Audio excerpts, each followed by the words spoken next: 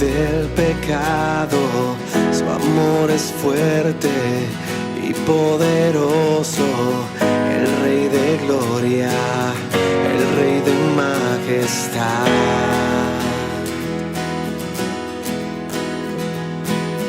Conmueve el mundo con su estruendo y nos asombra con maravillas, el Rey de gloria, el Rey de majestad.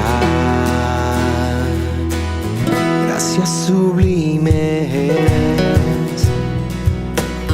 perfecto es tu amor, tomaste mi lugar, cargaste tu... Muy buenos días, hermanos. Es una alegría para mí poder dirigir esta reunión de escuela dominical y sentirme junto a ustedes, hermanos. Les doy la bienvenida a cada joven, señorita, niño y papá, mamá mayor que está en casa. Para esto vamos a encomendar al Señor este tiempo hermoso, dándole las gracias por esta oportunidad de estar todos juntos allá en casa, yo aquí en la iglesia. Hermanos, oremos entonces. Señor Jesús, gracias por este día, Señor, que nos regala, Señor. Gracias por la vida, Señor, por la economía que tenemos en casa, Señor, por la salud que tenemos en casa, Señor. Gracias por cuidar de nosotros en momentos de dificultad, Señor. Sé que en casa, Señor, y aquí también, Señor, tenemos dificultades en nuestro corazón también, Señor. Yo sé que nos ayudas y nos has ayudado y nos vas a ayudar, Señor. Estamos muy agradecidos. Y permítenos con alegría celebrar, Señor, esta reunión, Señor, que tenemos. En el nombre de Jesús, amén. Muy bien, ahora vamos a cantar hermosos himnos a continuación, hermanos. Sintámonos alegres de cantar estos himnos, hermanos.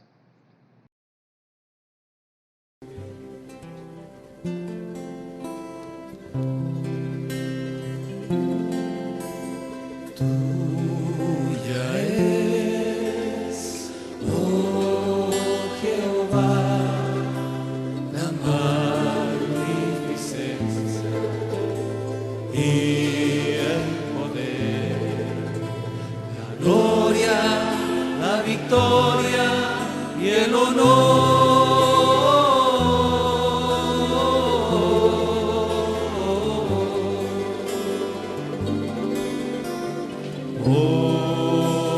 Porque todas las cosas que están en los cielos y en la tierra son tuyas.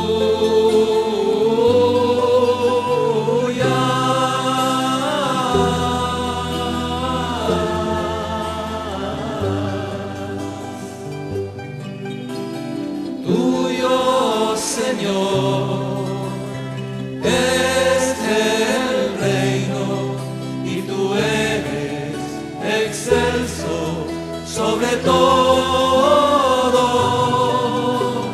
Tuyo, Señor, es el reino y tú eres excelso sobre todo.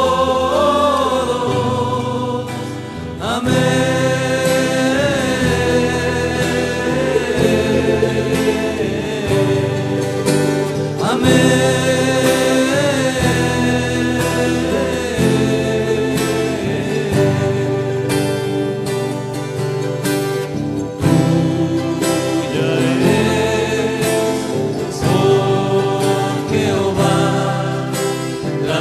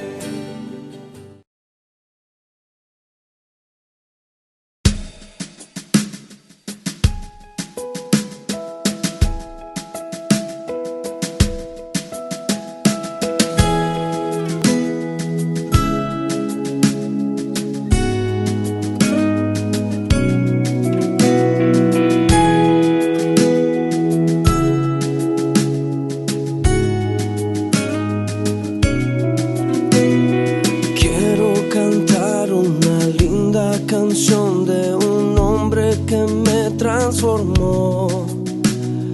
Quiero cantar una linda canción de aquel que mi vida cambió. Es mi amigo Jesús, es mi amigo más fiel. Él es Dios, Él es Rey, es amor y verdad. Solo en Él encontré esa paz que busqué.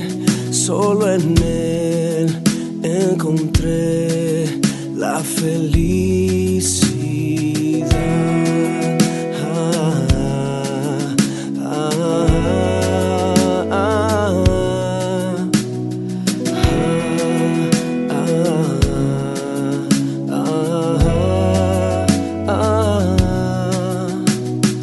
Quiero cantar una linda canción de un hombre que me transformó. Quiero cantar una linda canción de aquel que mi vida cambió. Es mi amigo Jesús, es mi amigo más fiel. Él es Dios, Él es Rey, es amor y verdad. Solo en Él encontré esa paz que busqué. Solo en Él encontré la felicidad.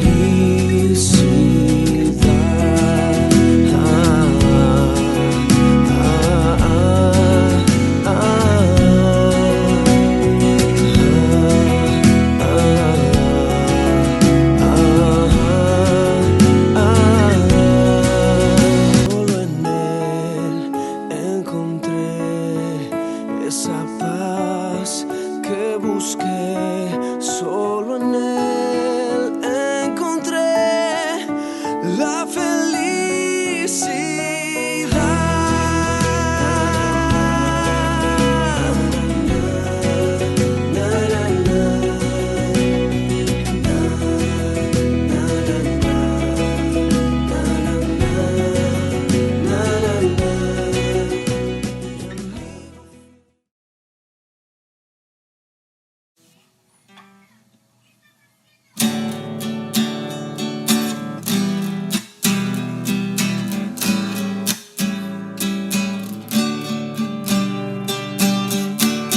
La ley de Jehová es perfecta, que convierte el alma. El testimonio de Jehová es fiel, que hace sabio al sencillo. Deseables son más que el oro y más que mucho oro afinado, y dulces más que miel, la que destila del panal. Los mandamientos de Jehová son rectos, que alegran el corazón. El precepto de Jehová es puro, que alumbra los ojos. Deseables son más que el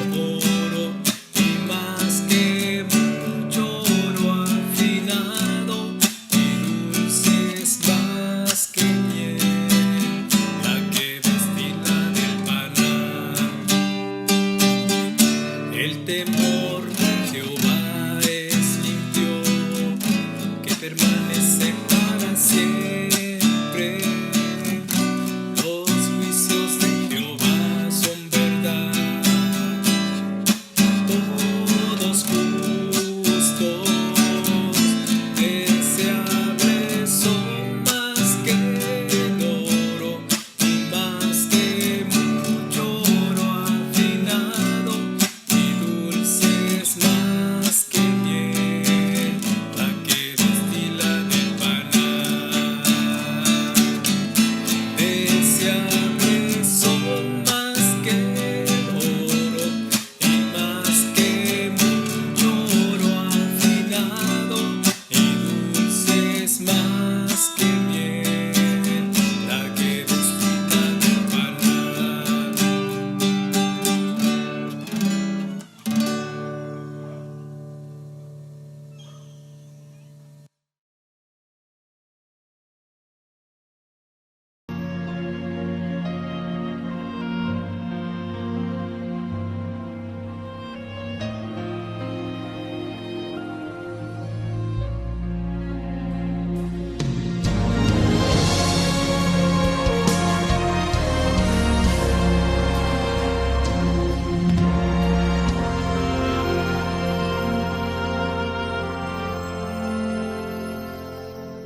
Cuánto amo la historia del plan de salvación. Jesús murió y mi maldad quitó. Explicar jamás podría yo lo que un madero expresó, pues fue clavado a él que Dios habló.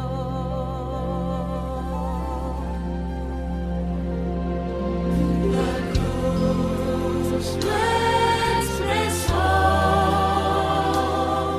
la cruz lo expresó, el corazón de Dios se oyó, pues la cruz lo expresó, y como nadie amor nos mostró, tres clavos y dos maderas usó, y la cruz lo expresó.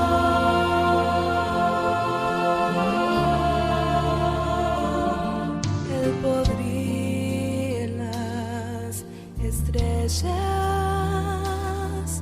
escribir o deletrear, y en el cielo aún pintar, y así mostrar. Mas su sangre allí Cristo dio. Yo te amo, escribió, fluye aún desde Calvario su perdón.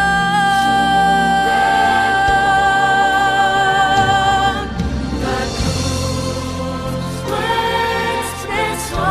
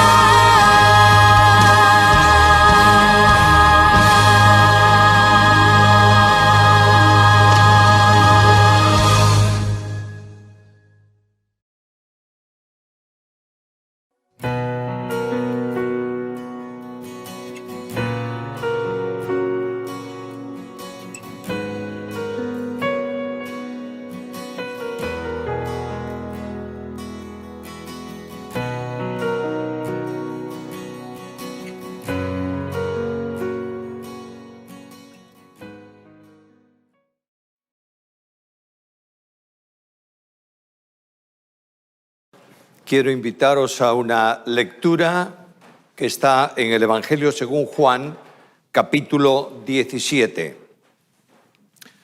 Mientras buscáis el pasaje, recordaros que estamos desde hace unos domingos siguiendo las propuestas, las peticiones, los deseos que Jesús establece para su iglesia. Por tanto, primeramente el Señor constituye la iglesia, pero dice a su Padre, pide a su Padre algunas cosas que quiere que se manifiesten en la iglesia, y es lo que estamos siguiendo. Capítulo 17 del Evangelio según Juan, comenzamos en el versículo 9 hasta el versículo 15. Dice así: yo ruego por ellos, no ruego por el mundo, sino por los que me diste, porque tuyos son y todo lo mío es tuyo y lo tuyo mío, y he sido glorificado en ellos. Y ya no estoy en el mundo, mas estos están en el mundo y yo voy a ti. Padre Santo, los que me has dado, guárdalos en tu nombre, para que sean uno así como nosotros. Cuando estaba con ellos en el mundo, yo los guardaba en tu nombre. A los que me diste los guardé y ninguno de ellos se perdió, sino el hijo de perdición, para que se cumpliese la Escritura. Pero ahora voy a ti. Y hablo esto en el mundo para que tengan mi gozo completo en sí mismos. Yo les he dado tu palabra y el mundo los aborreció porque no son del mundo, como tampoco yo soy del mundo. No ruego que los quites del mundo, sino que los guardes del mal. Literalmente ahí, que los guardes del maligno. Hay un artículo determinado que condiciona esa traducción. No es un neutro el mal, es un nombre maligno. Por tanto, se está refiriendo a Satanás. Cuando leemos el pasaje, notaréis que hay dos veces en que Cristo menciona el verbo guardar. Versículo 11, guárdalos en tu nombre. Versículo 15, los guardes del maligno. Por tanto, hay una doble insistencia de Jesús al Padre en relación con ¿quién? En relación con la iglesia. El Señor está presentando el propósito suyo para la iglesia. Por tanto, comenzó pidiendo por la espiritualidad de la iglesia. Versículo 3, Padre, no quiero un pueblo religioso, quiero un pueblo en comunión con nosotros. Que la espiritualidad de este pueblo no se produzca por normas, por sistema religioso, se produzca por la vivencia de ellos con nosotros. Yo en ellos, tú en mí, ellos sean uno. Y la vida eterna viene precisamente de esta relación. La vida eterna es que te conozcan a ti, el único Dios verdadero, y a Jesucristo, a quien tú has enviado. Después el Señor dijo a su Padre, quiero algo estable, que no cambie en el tiempo, que sea base de funcionamiento, de ética, de conducta, de fe. Y dice, Padre, les he dado tu palabra. Y sobre ella descansa la orientación de la iglesia. Ahora, Cristo conoce los propósitos con que la iglesia va a funcionar y también los peligros que va a confrontar a lo largo del tiempo. Especialmente Jesús sabe de la sutileza diabólica que va a tratar de destruir la obra que Él hace, la obra de Dios, y va a dañar a su pueblo. Por tanto, en base a esto que Él conoce, está la tercera petición de Cristo, que es también una de las formas de funcionamiento de la iglesia. El propósito de Cristo para la iglesia es, Padre, guárdalos, protégelos en tu nombre. Padre querido, guárdalos del maligno. Esta petición está vinculada a dos predicados ahí. Uno de ellos es la unanimidad. Aunque vamos a estudiar, Dios mediante, la unidad de la iglesia, yo en ellos, tú en mí, para que sean uno en unidad, en vinculación absoluta, aquí habla más bien de unanimidad. Es decir, Padre, que el diablo no sea capaz de separar su alma, es decir, su forma de reflexión, su forma de orientación, su conducta, su propósito de vida. Y al mismo tiempo, Padre, que no consiga llevarlos al mundo y que sean santos. Es una petición sumamente importante para la Iglesia como testimonio vital de lo que la Iglesia es en el tiempo de hoy. 3 cosas hay en la petición de Jesús. No tenemos mucho tiempo para reflexionar en ella, pero vamos a aprovechar los minutos que tenemos por delante, de manera que el propósito de Cristo contiene 3 grandes manifestaciones. Primeramente, la petición del Señor: Padre, guárdalos. En segundo lugar está la respuesta que el Padre da a la petición del Señor. Indudablemente, la oración de Cristo no es como la nuestra. Nosotros pedimos al Padre, imploramos al Padre, pero Pablo dice en su carta a los romanos que a veces no sabemos cómo tenemos que pedir. Y pedimos cosas que no coinciden, por eso el Espíritu Santo traduce, dice que traslada, que habla con gemidos indecibles, es decir, traduce al idioma de Dios nuestras peticiones imperfectas. Pero Cristo no es así. Yo y el Padre somos uno. Por tanto, no tiene que ver tanto con una petición de súplica que de alguna forma se va a cumplir, sino del deseo de aquel que es Dios en unidad con el Padre. ¿La petición de Cristo va a cumplirse? Por supuesto. Le está diciendo al Padre: Padre, guárdalos. Y no habla tanto de que se le conceda la petición, sino de la forma en que Dios va a actuar para proteger a la Iglesia. Y finalmente, no puedo hablar de la petición y de la respuesta y marcharme tranquilamente si no tengo la aplicación que eso tiene que traer a mi vida personal. Primeramente, pues, la petición. Los objetos de la petición están claramente. Mira lo que dice en el versículo: a los que me has dado, guárdalos en tu nombre. Aparece 6 veces este calificativo en los versículos, mejor dicho, en el pasaje, en el capítulo 17. 2 veces en el versículo 6, me diste, me los diste. Luego, en el versículo 9, a los que me diste porque eran tuyos. Versículo 11, guárdalos en tu nombre, a los que me has dado. Y luego en el versículo 24, 2 veces más, Padre, aquellos que me has dado, aquellos que me has dado. Por tanto, está insistiendo en un concepto.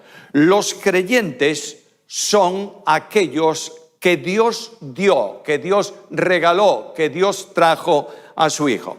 Se refiere a los creyentes en general.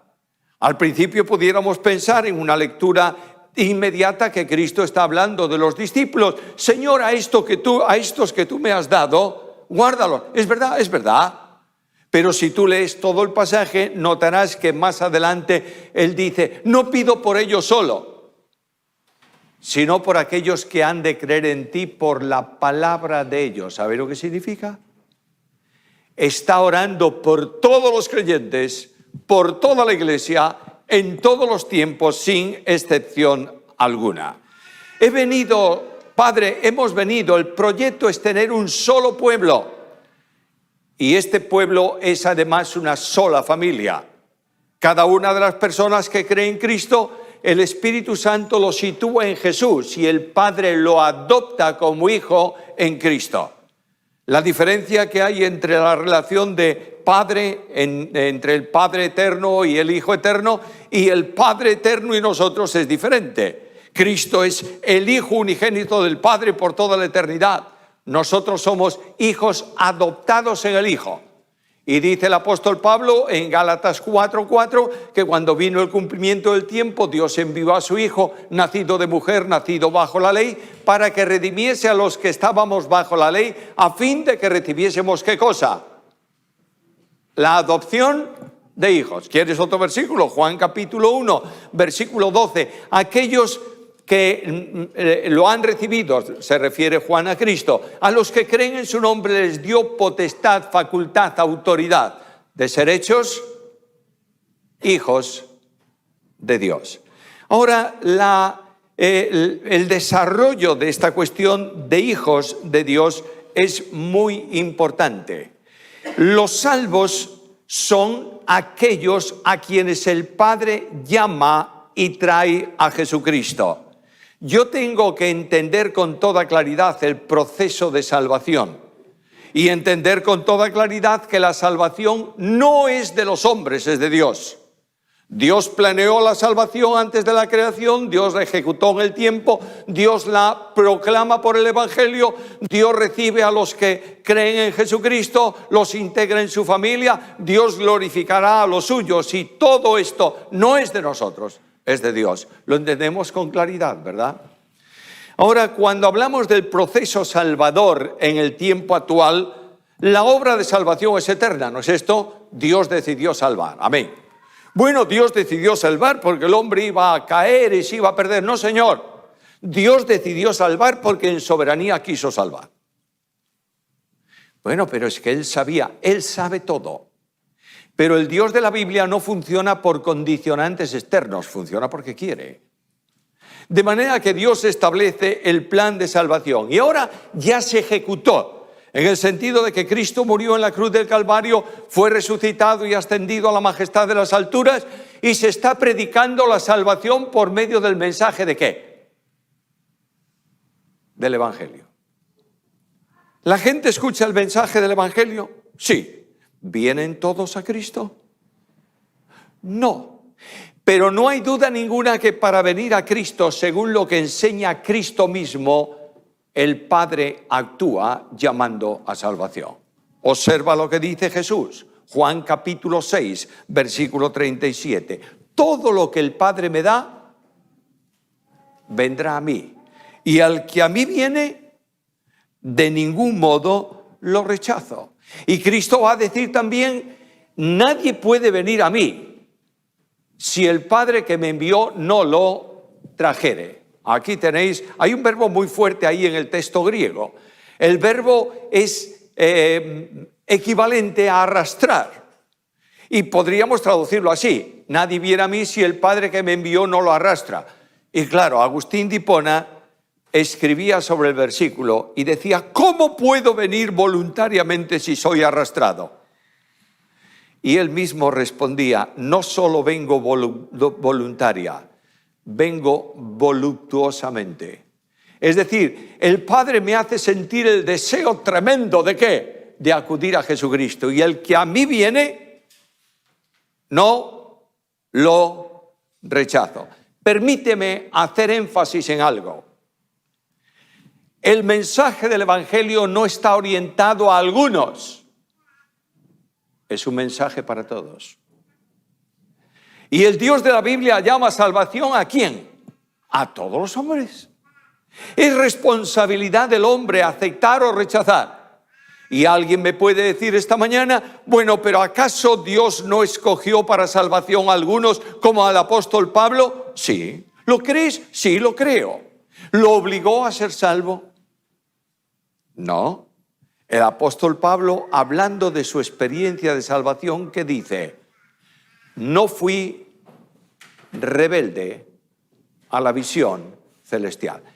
El hombre es responsable delante de Dios. Dios no manda al infierno a un hombre porque él quiso mandarlo.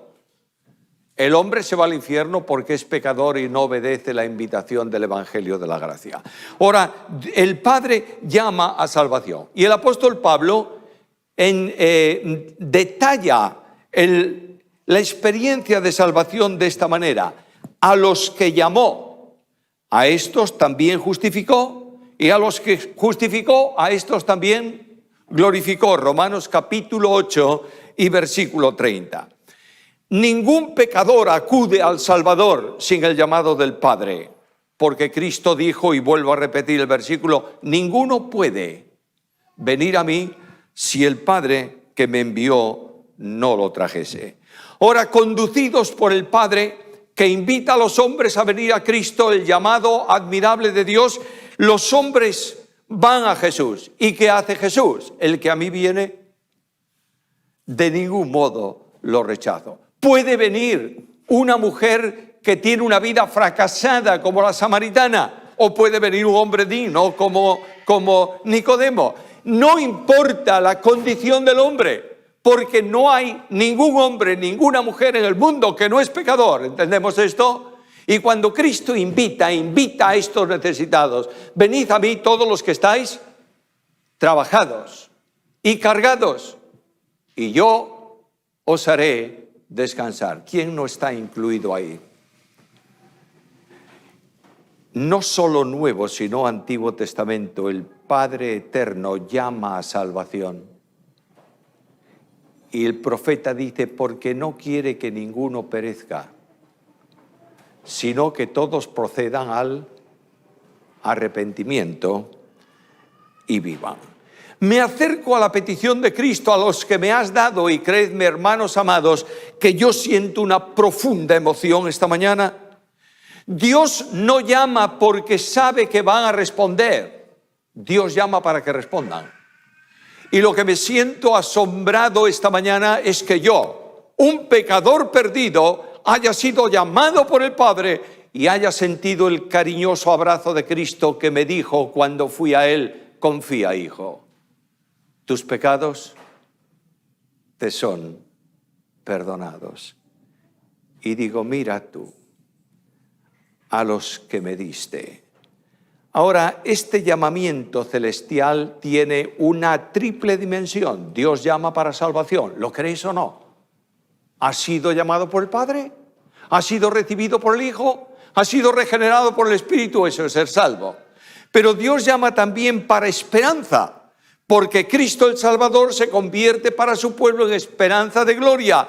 Y Dios llama a los suyos para testimonio. Y notad aquí, lo veremos en su momento, si el Señor lo permite, que Cristo dice, no son del mundo, como tampoco yo soy del mundo.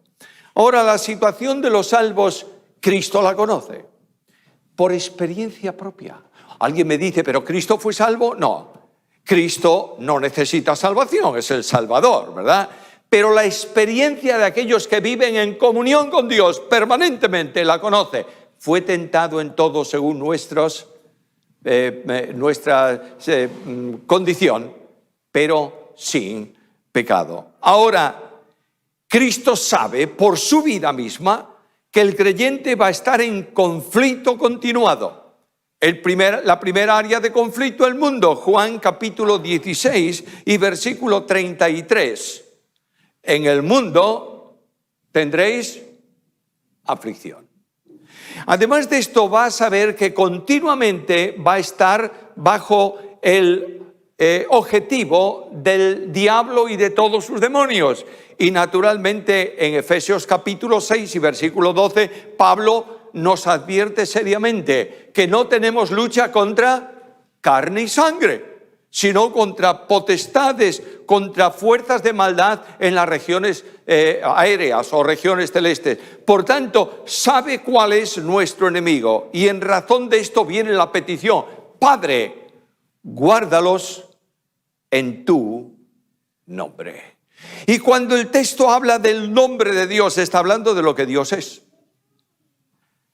Los nombres en la Biblia tienen mucha importancia. Hoy no, hoy le ponemos a uno le gusta mucho esto, Messi, y le pone Lionel al hijo. Y es un Messi, ¿qué va a ser un Messi? Le ha puesto ese nombre. Hoy el nombre no tiene prácticamente valor, pero antiguamente sí. Moisés, porque de las aguas lo sacó. De manera que los nombres identificaban a la persona. Y ahora yo veo esta misma petición de Cristo: guárdalos en tu nombre, en lo que tú eres. Señor, pon todo cuanto tú eres como Dios para proteger a tu pueblo. Tu omnipotencia, tu omnisciencia, tu omnipresencia. El todopoderoso Dios guarda a tu pueblo y cuida de los suyos. ¿Y por qué pide esto? Mira en el versículo 11, dice, porque mientras yo estuve con ellos, yo los guardé y no se perdió ninguno.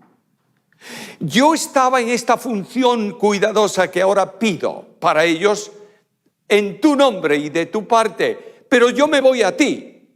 No es que Cristo haya desaparecido. ¿Está presente esta mañana en este lugar o no? Claro. El Dios Trino está presente en la vida de los creyentes y en la vida de su pueblo. Pero lo que está diciendo es, Padre, lo que yo estaba haciendo aquí durante este tiempo, ahora lo encomiendo para que tú lo hagas.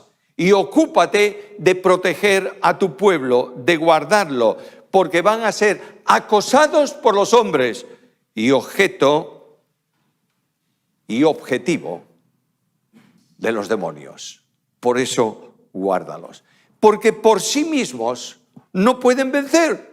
Son fuerzas superiores a ellos. Cuídalos, protégelos tú. ¿De quién tienen que ser protegidos? Del maligno. Notad ahí el versículo 15, guárdalos del mal, pero realmente lo dije al principio, guárdalos del que genera, el del que orienta, del que produce el mal, guárdalos del maligno. El maligno no es un ser de poca importancia. Como estudiamos poco y tenemos poco conocimiento de lo que la Biblia dice, yo el primero, de lo que la Biblia dice acerca del diablo, pues, oye, pasa, es una persona, es un ser, mejor dicho, que viene, nos cuestiona cosas y tal y cual, pero es el ser más perfecto salido de la mano de Dios. Lleno de gloria y hermosura, con un conocimiento excepcional. Y no solamente conocía de una forma tremenda muchas cosas cuando fue creado, sino que a lo largo del tiempo como ser inteligente aprendió más. Sabe cómo tiene que venir y de qué forma tiene que atacar. Permíteme poner un ejemplo. Al principio de la historia de la Iglesia, Satanás se da cuenta de la presencia de los creyentes en el mundo y que dice, ¿cómo acabamos con esto? Matémoslos. Persecuciones. ¿Consiguió algo? Los creyentes se multiplicaban. No, eso no. Ellos están descansando en la Biblia. Cerremos en la Biblia. Y en tiempos de la Edad Media, hasta la Reforma, las Biblias estaban literalmente muchas veces encadenadas. ¿Sabíais eso? Ahora viene Satanás y dice, pues tampoco funciona esto. Hay que hacer algo más. Y hoy Satanás da a disposición de los creyentes cuantas Biblias quieran. Mencionaba, no sé si fue en una de los estudios anteriores, de los temas anteriores, que hay una estadística. La estadística es muy curiosa, pero hay que hacerle caso de vez en cuando, de que en el mundo evangélico, en Europa del Sur especialmente, hay 2 Biblias por familia. ¿Sabéis cuál es el problema? No se leen. Y tú tienes hoy en las bibliotecas, en las librerías evangélicas, la Biblia del pastor bueno, del pastor medio bueno, la Biblia del arco iris encarnado, la Biblia subrayada de no sé qué, la Biblia de no sé cuánto, la versión, todas las que tú quieras. El problema es que la Biblia no te tenga a ti.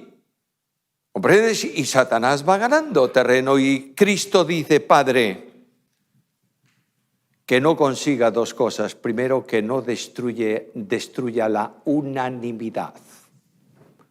La unanimidad te permite sentir lo mismo que tu hermano. La Biblia no dice en ningún lado que tenemos que pensar lo mismo, pero dice que tenemos que sentir lo mismo. Ahí tienes aquellas 2 mujeres, Bodía y Sintique, que están peleadas en la iglesia, y los pastores de la iglesia, los ancianos de la iglesia, los creyentes de la iglesia han hecho lo imposible por conseguir que Bodía deje de estar peleándose con Sintique. ¿Lo consiguieron? No.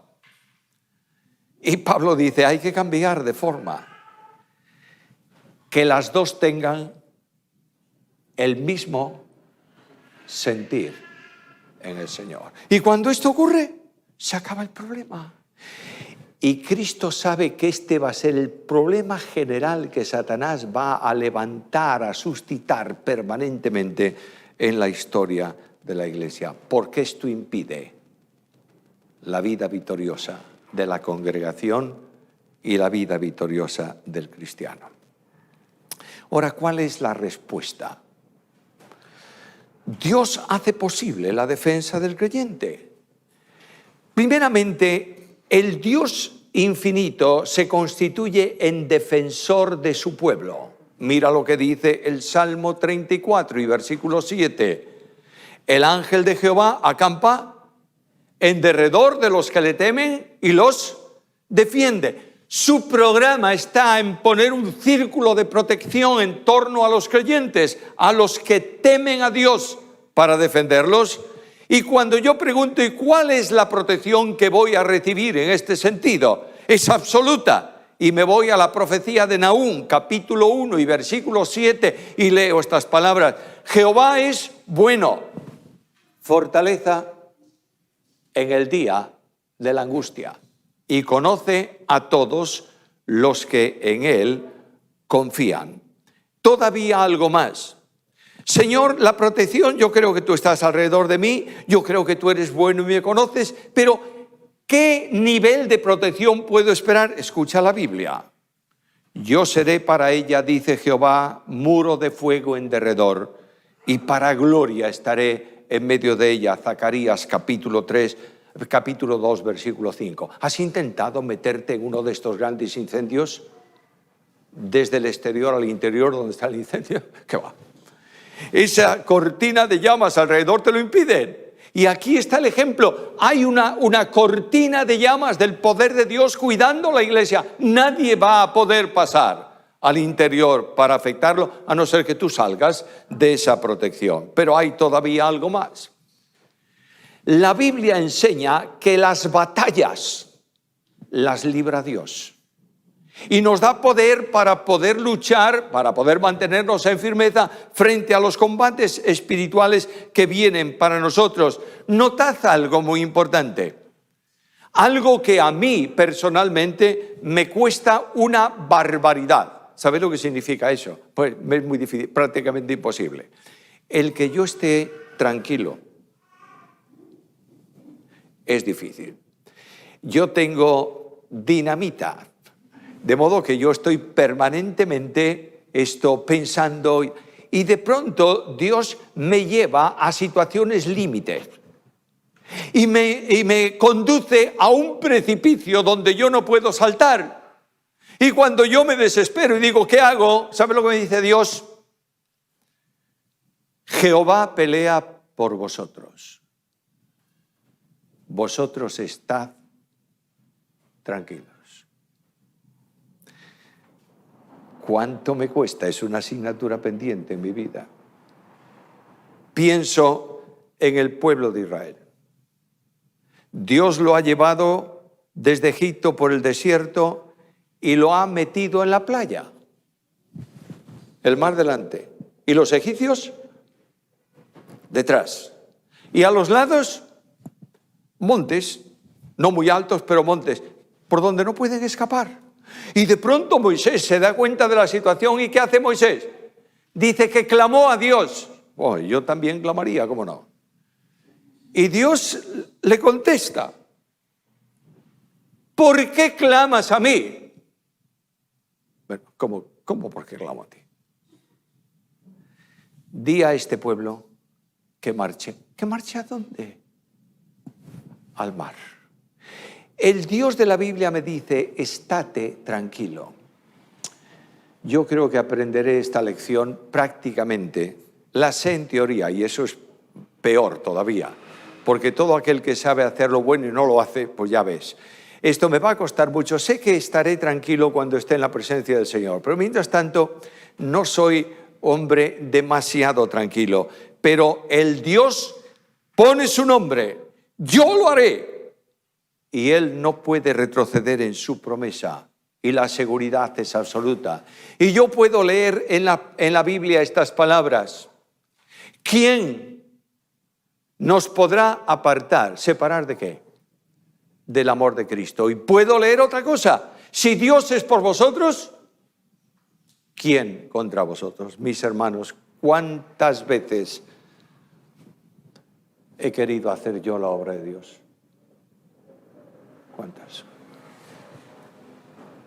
¿Cuántas veces me he empeñado en llevar la congregación, las personas, no importa lo que sea, en una determinada dirección porque yo creo que esa era la dirección? ¡Qué equivocado, qué error tan grande! Dios pelea, Dios actúa. Estate tranquila. Algo más. Dios abre su mano de gracia y dota a su pueblo de armamento defensivo. Te vas a la carta a los Efesios en el capítulo 6 y dice, lo primero que tienes es un ceñidor, algo que te sujeta, la armadura, el pectoral, todas estas cosas, te lo sujeta con firmeza y es la verdad, ceñidos de la verdad. Efesios capítulo 6, versículo 14. La verdad es la expresión de una vida de fe sencilla. Estamos estudiándolo. Quiero recomendaros hacer un esfuercito para venir el jueves a las 8 al estudio bíblico. Es un lío, bueno, hacerlo. Si podéis, los que podáis hacerlo, hacerlo. Estamos estudiando la vida de fe sencilla. En el Sermón de la Montaña, una fe que tiene un compromiso personal. Una fe sencilla es una fe verdadera contra el que es mentiroso y padre de mentira. Y el pastor Juan Marcos el jueves pasado nos recordaba que la vida de fe sencilla consiste en decir las cosas que sean así como son. No necesitas jurar para que te hagan caso. Vuestro sí sea sí, vuestro no. Esta es una fe verdadera. Y frente al mentiroso que trae mentiras contra la fe, el padre de mentira se encuentra con un pueblo que camina en la verdad. Tu palabra es verdad. ¿Algo más? Dios me da la coraza de justicia. Una vida no de justificación, eso ya lo ha hecho. Una vida de justicia práctica, de vivir la vida de justicia conforme a la voluntad y a las demandas de Dios. ¿Quién lo hizo en el mundo? Cristo. ¿Cómo puedo yo vivir una vida de victoria en justicia? Viviendo a Cristo. Algo más, Dios me da también el calzado del Evangelio de paz. No sé cuántos de vosotros estuvisteis en el ejército. Esas son cosas muy viejas, ¿verdad? Claro. Hoy al ejército se va y te pagan bien. ¿Te imaginas un soldado descalzo? No puede moverse. Te da el Evangelio de la paz. Y el Evangelio de la paz es vivir la paz de Dios que te regaló, ¿quién? Cristo. La paz os dejo, mi paz os doy. Y así el resto de la armadura de Dios y finalmente el yelmo de salvación que cubre tus pensamientos, tu reflexión personal, que es precisamente la esperanza de gloria. Que no veas las cosas, no pienses en las cosas temporales como si fuesen todo lo que hay a tu alrededor, sino que las cosas temporales, las tribulaciones pasajeras, producen en nosotros un más excelente y eterno peso de gloria. Y viene el problema. Y nosotros decimos, bueno, donde espera Jesús en el cielo, habrá luz al llegar del camino a su fin. Y me da la espada del Espíritu, que es la palabra. ¿La lees? Y me da el recurso de poder de la oración y me dice, orad sin cesar, orad siempre. Es decir, mantén abierto el diálogo con Dios, que tú puedas hablar con Él permanentemente y Él pueda dialogar permanentemente contigo. Y Jesús enseñó a orar y dice, cuando oréis decid así, líbranos del mal, líbranos del maligno. ¿Lo estamos haciendo? Por último, la aplicación. La Iglesia descansa en el poder de Dios. No son los planes de la Iglesia los que Dios bendice. Son los planes de Dios. Dios no bendice mi palabra, bendice la suya. Y hay algo muy importante, y es que en la Biblia se me dice que tienes una puerta abierta que nadie puede cerrar porque tienes poca fuerza. Ojalá tuviésemos 0 de fuerzas para que el poder de Dios se manifestase en nuestra debilidad. Él es quien esta mañana nos llama a un retorno a Él sin condiciones. porque no hay seguridad fuera de Él. Solamente Él puede darnos victoria, y solamente hay victoria cuando el pueblo de Dios se acerca a Dios y dice: tú, Señor, y no nosotros. Tus fuerzas, tus recursos, es lo que nosotros necesitamos, y vivimos dependiendo de su poder y de su fortaleza. Hace años, muchos años, yo conocí a la persona de la que os estoy hablando. No lo conocí cuando era un niño, claro está, pero era un niño, hijo de una viuda, y la madre venía con él desde Argentina a Europa en un barco, tardaba 12 días, 15 días el viaje, había de todo, buen tiempo, mal tiempo, etc. Y un día que había un temporal bastante fuerte, el niño andaba por allí abajo corriendo por el pasillo, no se podía utilizar las salas porque era peligroso que se anduviera de cualquier manera porque había temporal, etc.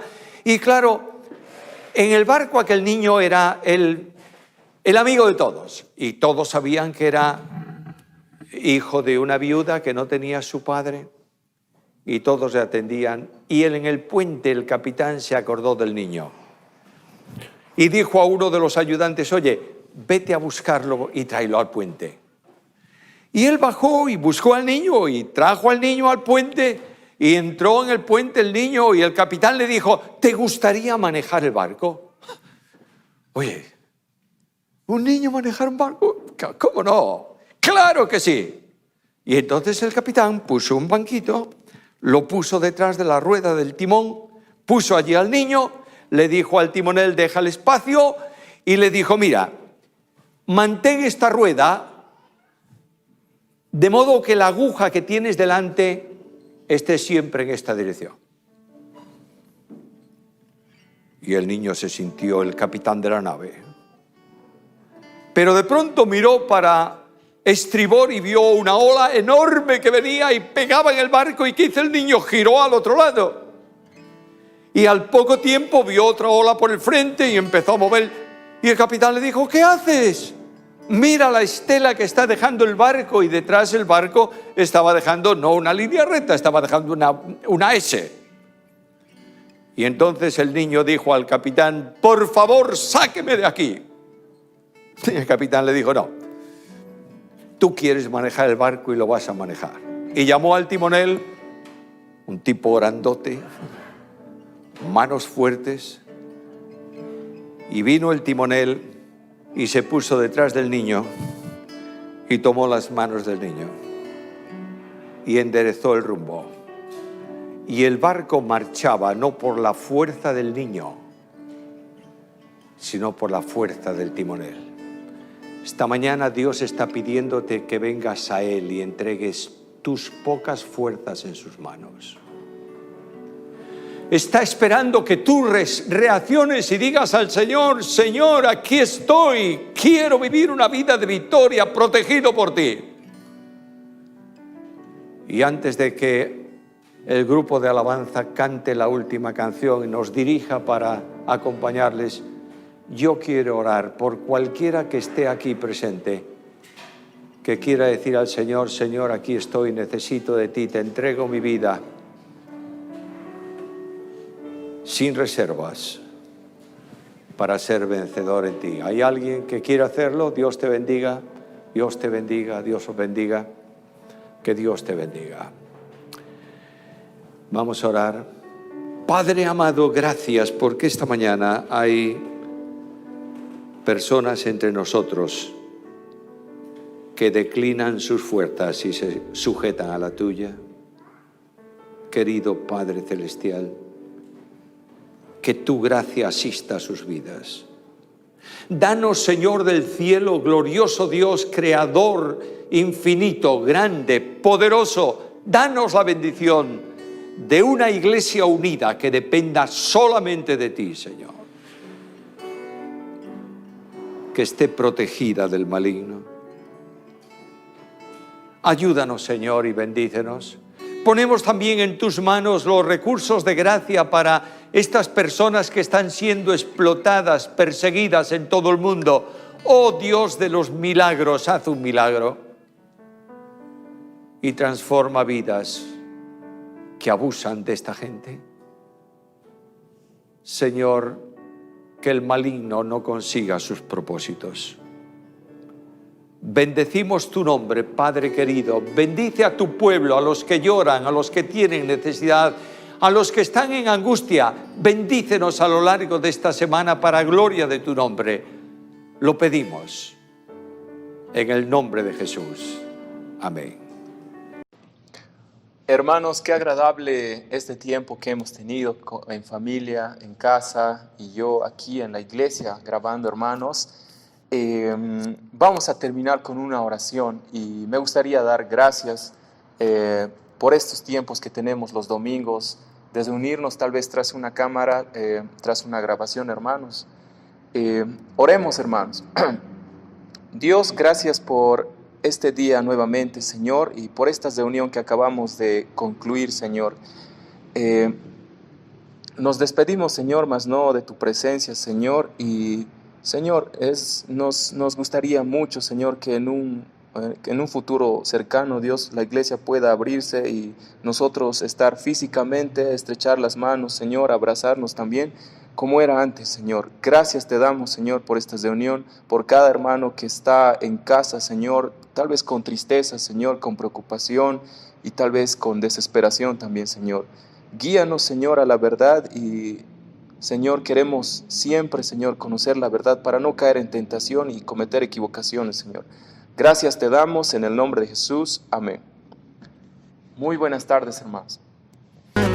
Cargaste tú mi cruz.